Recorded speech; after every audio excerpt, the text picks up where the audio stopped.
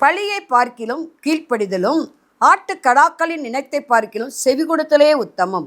1 Samuel புத்தகம் 15:22.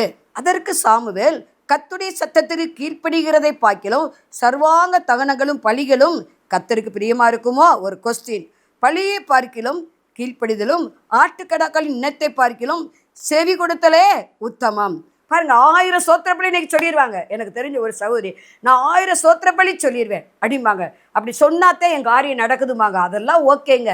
ஆனால் கர்த்தருடைய வார்த்தை கீழ்ப்படுறீங்களா? கர்த்தருடைய வார்த்தை அப்படி இந்த காது வாங்கி அந்த காதில் விட்டுருவாங்க. நான் சொல்லுவேன், சோத்திரப்பள்ளி இருங்க நல்லது, அதை பார்க்கிலும் கர்த்தருக்கு கீழ்ப்படிதல் தான். பள்ளியை பார்க்கிலும் கர்த்தருக்கு கீழ்ப்படிதலும் ஆட்டுக்கடாக்களின் நினைத்தை பார்க்கிலும் செவி கொடுத்தலே உத்தமம். ஆண்டுடைய வார்த்தைக்கு செவி கொடுத்து கீழ்ப்படிங்க. அதில் இருக்கிற ஆசீர்வாதம், அதில் இருக்கிற நன்மைகள், அதில் இருக்கிற சந்தோஷம், அதில் இருக்கிற சமாதானம், அதில் இருக்கிற சாட்சிகள் பல கோடி மடங்குங்க. அப்படியே வார்த்தை கீழ்ப்படிங்க. நீங்கள் என்ன சொல்கிறாரோ அப்படியே கீழ்ப்படிங்க.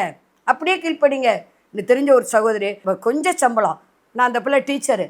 அப்போ அந்த அலைன்ஸ் நல்லா, அதாவது நல்ல 2 பேரும் ஆவிக்குரியவங்க.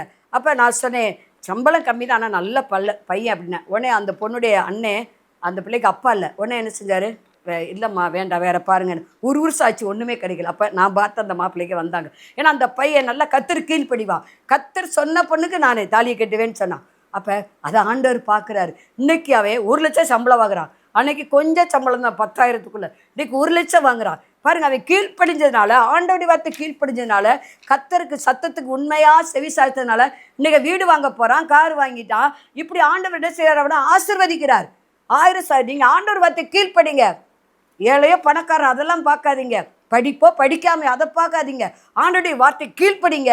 அப்போ உங்கள் காரியங்களெல்லாம் என்ன செய்யும், நல்லா உங்களுக்கு சந்தோஷமாக முடியும். உங்கள் காரியங்களாக கர்த்தர் வாக்கியம் பண்ணுவார். நல்லா கீழ்ப்படிங்க. ஆபிரகாம் கீழ்ப்படிந்தார், ஈசா கீழ்ப்படிந்தார், ஆண்டுடைய வார்த்தைக்கு யாக்கோபு கீழ்ப்படிந்தார், பவுல் கீழ்ப்படிந்தார், பேதுரு கீழ்ப்படிந்தார், மரியாள் கீழ்ப்படிந்தாங்க. அப்போ ஆண்டுடைய வார்த்தை கீழ்ப்படிந்தீங்கன்னா அவங்கெல்லாம் பைபிளில் இடம் பெற்றாங்க. நம்மளும் பரலோக ராஜ்யத்தில் இடம் பெறுவோம்.